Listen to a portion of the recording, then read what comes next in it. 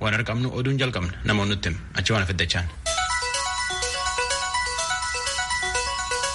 Akka mooltan dhaggeeffatoota keenyaa oduun har'aa kunoo.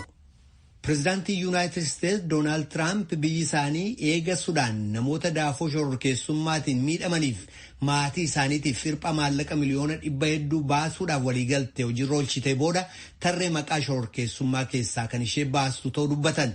Gabaasaa Biriyaan Paaden tujubeetu dhiyeessa.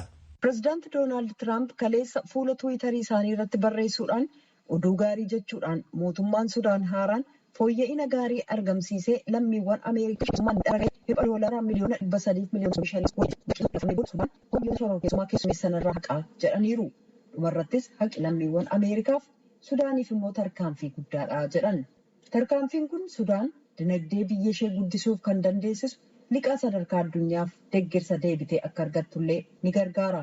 Itti dabaluudhaan bulchiinsi Tiraamp biyyoonni Arabaa Israa'eliif beekannaa akka kennan waan barbaaduuf Sudaan Israa'el waliin hariiroo dippiloomaasummaa akka tolfattu daandii saaquu danda'a. Bulchiinsichi waliigalteewwan akkasii tokkummaa Emireetota Sudaan keessummaa keessummeessan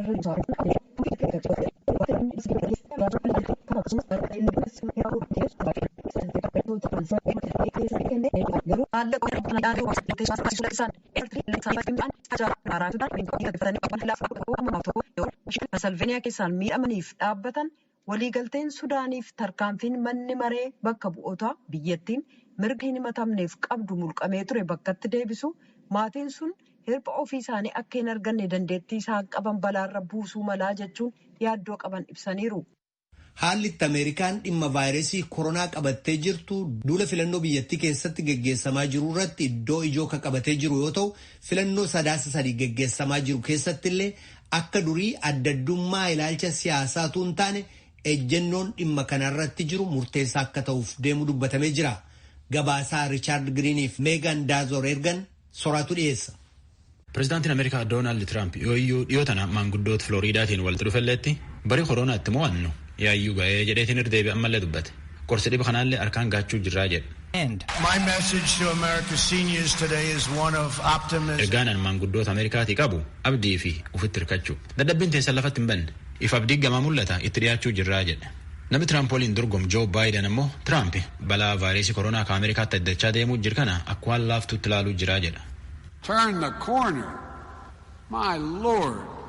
It's not disappearing. In fact, it's on the rise again.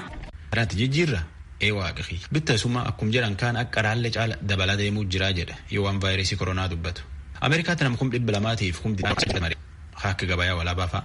Dhimmi baqataa tura baasuu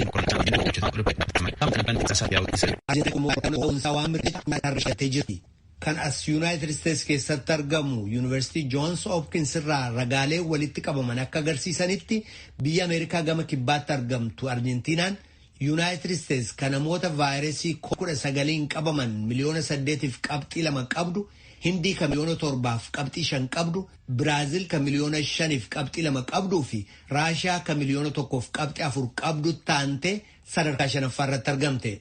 Kan dhagaa jirtan raadiyoo sagalee Ameerikaa sagantaa afaan Oromooti. Bulchiisa naannoo Amaaraa keessatti baatiilee 3 dabran keessatti namoonni 100,000 ol ta'an dhibee busaatiin qabamuu isaanii Inistituutiin Fayyaa Hawaasaa naannoo sana beeksisee jira. Inistituutichi akka jedhutti baatiilee 3 dabran keessatti namoota 100,027 ta'antu dhibee busaatiin qabame. Arrarraa jalqabee ka biyyattii keessatti yaadatamu torban dhibee busaa ilaalchisee duulli waa'ee dhukkubicha uummata hubachiisu akka geggeessamu biiroon fayyaa naannoo Amaaraa hubachiisee jira. Inistituutii Fayyaa Hawaasaa naannoo Amaaraatti qindeessituun dhimma dhibee busaa baay'ee dabale ka jedhan yoo ta'u keessumaa naannoo Amaaraa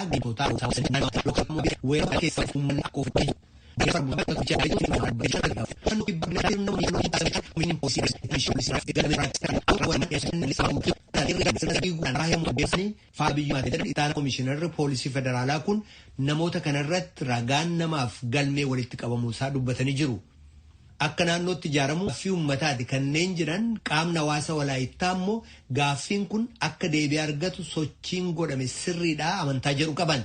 Obbo Dagaatoo Kumbee dabalatee hoogganoonni godinaa walaayittaa amma hidhaa jiran yaada tarkaanfachiisaniif deemsa isaanii kanneen deeggaran keessaa tokko waldaa hayyoota walaayittaa yoo ta'u Hoogganoonni godinichaa amma mana hidhaa jiran akka hiikaman gaafatee jira. Akka naannootti ijaaramuun gaaffii uummataa ta'uu ka dubbatan jaarmayicharraa namni akka maqaan isaanii ifatti hin himamne gaafatan tokko deemsicha keessa dogoggorri hin jiru. Inumaa deemsichi kan ittiin ilaalamuu qabu heera biyyattiitiin qofa ta'uu qaba jechuu isaanii Yoonaataan Zabdiyoos hawaasaarraa gabaasee jira. Raadiyoo VOA sagantaa afaan Oromoo caqasuu jirtan.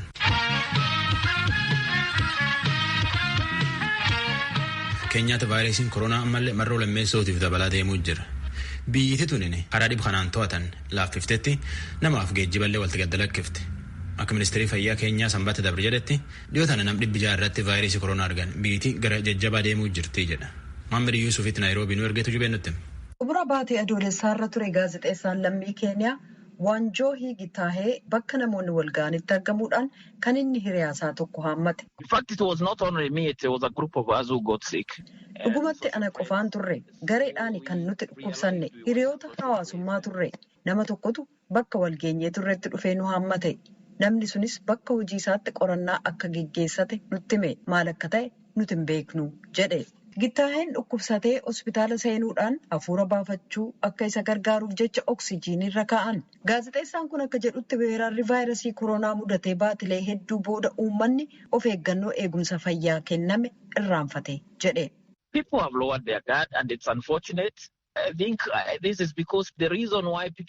Namoonni of eeggannoo godhan gad xiqqeessan nama gaddisiisa.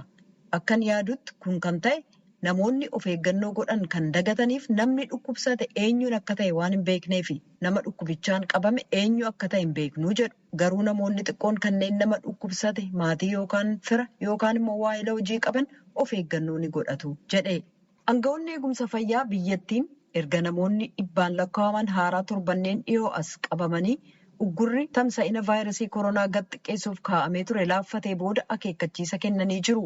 Ministiriin eegumsa fayyaa Muttaayii Kaagwee akka jedhanitti biyyattiin dilbata darbe nama vaayirasichaan haaraa qabame 685 namoonni 7 du'uu galmeessitee jirti. Aangawoonni eegumsa fayyaas yaadda'aniiru jedhu. There is no doubt that we are witnessing what our modeling team this morning were calling a case. Har'a ganama gareen qorannaa keenyaa daariqa yookaan infekshinii haaraa jedhee ennaanni beeksisu argaa jiraachuun keenya shakkiin qabu.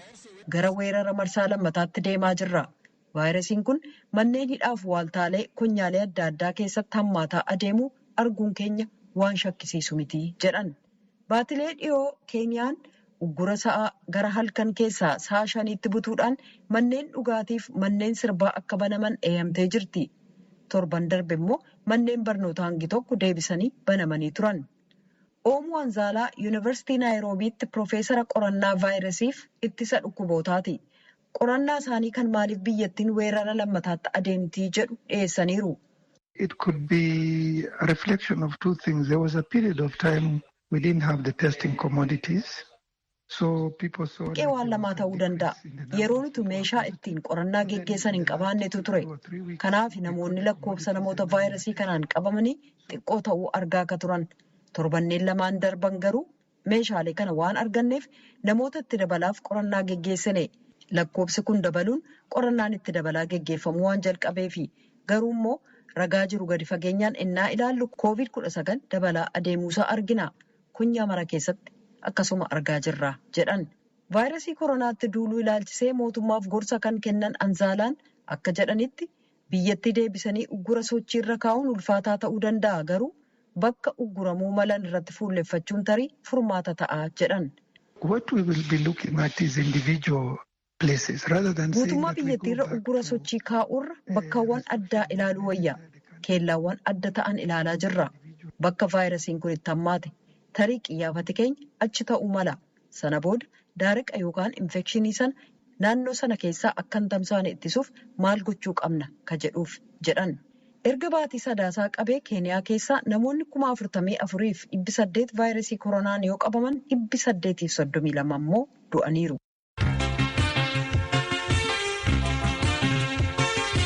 pirezidaantiin Keenyaa Uhuruu Kinyaataa jedhetti mootummaan isaa tajaajila mootummaa kennu haga duriillee caala wayyeessuuf itti jira. Kana keessa hojii uumuu fi teekinooloojii jabeessuufaatti keessa jira. Galmoo daawwitis Naayiroobii erge. Keeniyaan tajaajila mootummaa biyyattiitiin uummataaf kennamu fooyyeffataa jirti. Dhuma torbee kana pirezidaantiin biyyattii Uhuruu Keeniyaataa piroojeektiiwwan dargaggoota biyyattiitiin tajaajila mootummaa fooyyessuuf hojjetamaa jiran damee waajjira qabeenya bineensa bosonaa Keeniyaa akka kutaa bulchiinsa taayitaa beetaa jirutti argamuun ilaalanii jiru. Dubbii yeroo kana dubbataniinis Keeniyaataan mootummaan akkas tajaajila kennu ammayyeessuun dargaggootaaf carraa hojii banuuf illee gaariidha jedhan. Dargaggoonni biyya jaallatan diinagdee biyya ammayyeessuu keessatti hirmaachuun guddina biyyaaf gaarii ta'uu eeranii ammas ogeeyyiin biyyattii maappii yookaan kaartaa qabeenya albuuda Keeniyaan qabdu agarsiisu qopheessaa jiraachuu ifoomsanii jiru. When it comes to mapping for the first time in our region the resources that exist. Akkas jedhu Keeniyaataan maappiin naannoo keenyaa ka jalqabaa ka qabeenya uumamaa qabnu agarsiisu qopheessuu laalchisee yoo mootummaan waan kana qindeessuuf jedhetti kubbaaniyyaan biyya ormaa an maqaa dha'uu hin feene takka hojii kanaaf shiilingii biiliyoona 30 yookaan immoo doolaara miiliyoona 2.7 ga'uu nu gaafate. Sanuu odeeffannoon biyya keenya harka biyya ormaatti kuufame. Odeeffannoo sana yeroo kam isa kamis akka argannu irratti aboo godhatanii ture kan qarshii agasii gaafatamne. Har'a garuu baasii dhibbeentaa 10 kana osoo hin baasin maappiin qabeenya albuuda biyya keenya keessa jiru agarsiisu amma ogeeyyii Keeniyaan qophaa'ee jira. Yoo wanti kun xumuramus qabeenyi dachee Keeniyaa keessa jiru bishaan, warqee, sibiilli gati jabeessi kamuu odeeffannoon isaanii harka seena. Odeeffannoo sanas uummata keenya miiliyoona 50 bifa akkamiitiin fayyadamoo goona kan jedhu ammoo irratti karoorfanna. Egaa hojiin kun martuu dargaggoota kanaan hojjetamee jedhu Keeniyaataa yeroo dubbatan. And this is what will give us the opportunity to be able to develop that. Pirezidaanti Keeniyaataan hojiin maappii kana qopheessuus bara dhufu kan akka xumuramus dabalanii ibsanii jiru. Itti aananii kan isaan dubbatan waa'ee lakkoofsa dhuunfaa mootummaan Keeniyaa lammiilee biyyattiitiif qopheessaa jirudha. Lakkoofsi mootummaa biyyattiitiin kennamu kan hundumaa nambaa jedhamu mootummaa Keeniyaa fi ogeeyyii biyyattiitiin kan gaggeeffamudha jedhan Keeniyaataan. Lakkoofsa dhuunfaa lammii hundaaf akkasitti qopheessuun waan dinagdeen Keeniyaa gara ammayyummaatti saffisaan seenaa jiruuf ta'us Keeniyaataan dabalanii himanii namoonni siyaasaa fi qaamoleen kaan garuu odeeffannoo kana lammiilee biyya alagaatu walitti qabaa jira ka jedhamee odeeffamaa jiru haalanii jiru. Lakkoofsi dhuunfaa kun yoo hojii irra bakka tokkotti argachuu kan dandeessisu ta'uu kana keessas waan tajaajila kanaaf barbaachisan keessatti hirmaachuun dargaggoonni carraa hojii fi teeknooloojii wal baruu hedduu akka argatanidha Keeniyaataan kan eeran. Keeniyaan bara 2020 duula lakkoofsa uummataa kan gaggeessitee turte yoo ta'u hojii lakkoofsa uummata biyyattii kanaaf ka hojiirra oolanii turan meeshaaleen hedduun biyyuma keessatti kan oomishaman ta'uu ministeerri infoormeeshinii fi teeknooloojii biyyattii alas beeksisuunsaa ni yaadatama. Gabaasa sagalee Ameerikaaf Galmoo Daawit Naayiroobii.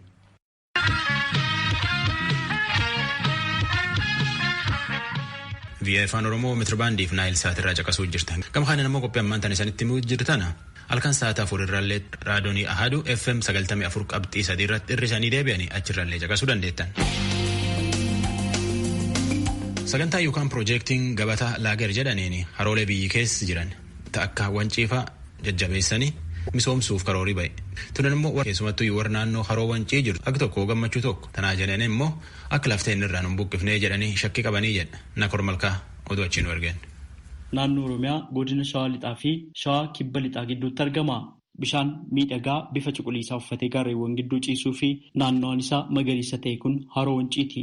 Muummeen ministeera Itoophiyaa Abiyyi Ahmed ji'oota muraasa dura haroo naannoo Amaaraa keessatti argamu Gorgoraa jedhamuu fi naannoo saboota sablammootaa fi uummattoota kibbaatti kan argamu haroo Kooyishaa wajjin haroon wancii karoora gabataa laagar yookaan gabataan biyyaaf jedhamuun akka misoomu yeroo ibsan akkas jedhanii turan.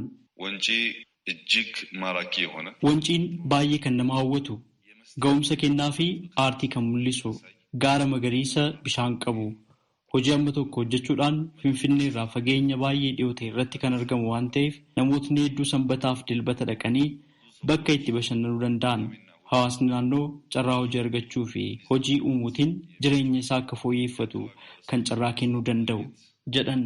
Muummeen ministeera Abiyyi Ahmed kaleessa mana maree bakka bu'oota uummataatti argamanii gaaffilee miseensota mana maree irraa ka'eef yeroo deebii kennanitti haroo wanciin wal qabatee waan jedhan qabu. Wanci እዚህ ጋር ነው. ወንጪና ደንዲ የሚባሉ wanciin kunoo asumatti argama. Wanciif dandii haroowwan jedhamantu jiru. Jidduu isaanii fageenya kiiloomeetira 21tu jira. Mee yaadaagaa wancii fi dandii jidduutti osoo tiraakii fiigichaa hojjannee maaraatoonii walakkaatiin kiiloomeetira 21 maaraatoonii guutummaa isaa immoo dhaqaa deebiitaa jechuudha. Itoophiyaan biyya fiigichaa waan taateef biyya addunyaa sagamtu garana dhufee hin fiigne jedhan. Magaalaa Amboorraa kiiloomeetira 27 irratti kan argamu haroo Wancii yeroo ni misooma jedhame miira itti dhaga'ame gaafannee turre jiraattota naannawa haroo Wancii tokko. Maqaan koo Beellamoo Zallaqaan jedhanii umriin koo nama waggaa 70. Dooktora biyyi dhufanii biyya kana ilaalanii biyya kana misoomsa jechuudhaaf baay'ee biyyi kun itti gabeeti. Jaalala guddaadhaan taqabbalee jira. Dassaaleen Galataan jedhama. Turjumaan Ikooturizimii miseensaa jechuudha. Baay'ee gammanne. Yeroo abbootiin keenya naa dhageenya abbootiin keenya nuti sumurii keenya kanaan qaqqabne irraa moocii namboo walisoo moocii wancii kun haa misoomu mangistuu lamaaran fakkeenyaaf innaa dhageenyu bakkeensaa bakka gaattiraa ciciisaa bakka jedhamu sana hoteela ofiisaatii dhufee bulee nan hojjedha jedhee deemee nuun abbootiin keenya jechuudha nutis ijoollummaan qaqqabne irraa baruma baraan dubbatama barum baraanii si'a baay'ee pirojektiin kun jalqabamee qayyafamee achumaan hafaa ture kana dhuguma taanaan nuti umurii keenya kanaan kana arginee misoomni kun galma taataanaan baay'ee gammannaa. Ayyaana Lammaan jedhama haroo wancii misoomuu isaarratti baay'ee itti gammanne Dr. Abiy Ahmed biyya kana dhufanii biyya keenya kana ilaalanii jechaadha. Biyya miidhagaa kana sirriitti itti gammanne asirratti pirojektiin kun hojjetamuudhaaf itti gammanneerra. Masnad Maasuun jedhama. Pirojektiin kun hin dhufa yaanennaa oduudhaan nageenyu gammachuun nutti dhagahame. Garuu nuti hadha miti kan gammachuun kan nutti dhagahame. Mootummoota darban keessaa mootummoota hedduu dhufee mootummaa wayyaanee bilcheetu biyya kana hin qaqqabne. Karoorri misoomaa haroo Wancii kun mootummoota kanaan dura Itoophiyaa geggeessaa turan irraa kan dhiyaataa turee fi akka misoomu dubbatamaa ture jedhan. Kanaan wal qabatees shakkii qabnaa jechuun dubbatu. Mootummoonni hedduun isaanii dhufanii biyya kana irratti hojjenna jedhanii mootummaan hojjete hin jiru garuu dhiisni kun dhufee do'iidhaan dhufee nan hojjedhaa isa kanas gammachuu gammanna malee hamma jaayina agarratti hamma xumura sana agarratti wanti gammadnee wanni taanu hin jiru oduudhaan wanti gammannu hin jiru jechuudha mootummaan darban hundi isaanii nu soba waan ta'eef shiin jaayina agarre waan ta'eef hamma gaafa dhufee hojii kana eegalee wanti nuti gammannu hin jiru. Mangistiin baay'ee dhufee ilaalaa turu namni hojjaarra nu wajjin jiru.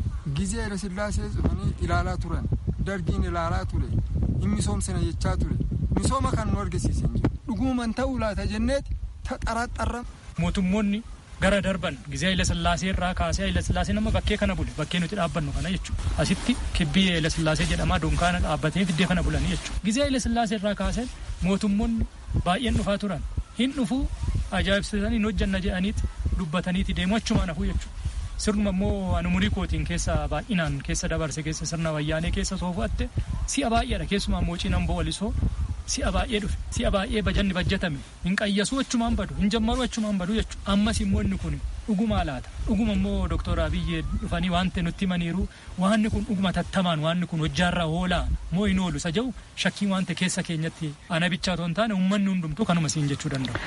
Jireenyi qonnaan bultootaa naannoo haroo Wanciin kan wal qabate ta'urraa kan ka'e yaaddoo qabanis akkasitti ibsanii jiru. Taaddalaa Guddataan jedhama. Biyya kana keessatti biyya miidhagduu bareedduu kana keessatti fayyadamaa bal'inaan hin taane addunyaan nu bakka hin buqqa'in. Hojiin bishaan kanneen keessaa. Humna keenya amala keenya attuun hin jirtu attuu irraa dhoowwinee keessummaa gaggeessuu hin jaalanna keessummeessinee buna qabnu kenninee fi bishaan qabnu biddeen qabnu warqee qabnu wajjin hin nyaannee kanaan gumaachinee gargaaruu danda'a. Gara fuulduraattis yeroo hojiin misooma haroo Wancii jalqabamu waan abdatan ilaalchisees akkas jedhu. Nuti asirratti gurmoomneeti turistoota gaggeessaa jirra. Waggaa amma kanaa hin hojjannaa turistoota faana warraaqna malee jijjiirama guddaa hin agarsiifne jechuudha. Sababni isaas maal inni turistiin baay'inaan hin dhuftu. Turistiin baay'inaan waan hin dhufneef naannoo kana hoteelli hin jiru. Riizoortiin turistoonni keessa bulan hin jiru. Nyaata barbaaddii, bulmaata barbaaddii, shaaworii barbaaddii turistoonni jechuudha. Garuu ishiin hin dhufti bardeema seenteet innum sana deebiti. Hoteelli haalli mijataan turistoota qophii ta'e asitti jiraate seera qabeessaan nutis fayyadamaa taana nuyi miti nuyi miseensa nama 50 yookiin waliigala nama 300 otoo hin taane jiraataan goda kana naannoo miseensa nama 1700 wayiitiif ammi kun iyyuu kallattii adda addaatiin fayyadamaa ta'a. Pirojektiin kunis immoo yoo dhufu tokkoffaa dhalataa naannoo kanaatiif carraa hojii ni uuma jireenyi uummataa jijjiirama fakkeenyaaf daandiin jiru ture uummanni rakkachaa ture bakka tokko bakka biraa deemuudhaaf amboo walisoo deemuudhaaf kunillee furama ta'a. Magaalaa Finfinnee irraa konkolaataa kireeffachuun namoota 20 ol ta'uudhaan gara haroo Wancii dhufanii kanneen daawwataa turan keessaa yaada isaanii nuuf qoodaniiru. እኔ ብርሃን እባላለሁኝ ከአዲስ አበባ ነው የመጣሁት አሁን ስመጣ ለሁለተኛ ጊዜ ነው። ብርሃንን jedhama kan dhufne immoo Finfinnee irraati amma yeroo lammaffaa fi kanan bakka kana dhufe asuma bullee oolleetii kan haroo Wancii daawwataa naannoo wajjin uumamaa wajjin bashannanaa turru Haroo Wancii haaluma amma jiru namni dhufee daawwachuu danda'a. Itti gammadallee osoo haroo kana irratti hojiiwwan hojjetaman immoo caalaatti gaarii ta'a. Hawaasa naannoo fayyadaa carraa hojii uumuu danda'a. Wucca magaalaarraa bakka kana wayyaa ተስፉ እባላለሁ እና ቁጥራችን ደግሞ ለ25 ነን። እኔ ለመጀመሪያ ጊዜ ነው የመጣሁት። ተስፉን ጀደማ namoota 25 taaneeti garana kan dhufne. Ani garuu yeroo jalqabaaf kanan dhufe. Kanaan dura dhufee bakka kana daawwachuuf hawwaan ture. Sababni isaa immoo hiriyootni koo waan suuraan itti agarsiisaniif foddaa televezyiyonaatiinis ilaalaan ture. Muummee ministeera Abiyyi Ahmad immoo yeroo haroo Wancii irratti hojii misoomaa ni hojjannaa jedhan hedduun gammade. Osoo haroo Wancii irratti hojii misoomaan jalqabamin daawwachuun qabaa jedheen dhufe jedhe. Sagantaa gabataa laagar yookaan gabataan biyyaaf jedhamu kanaan haroowwan sadan akka lakkoofsa Itoophiyaatti bara 2013 kanarraa jalqabee akka misooman malkaa Amburraa.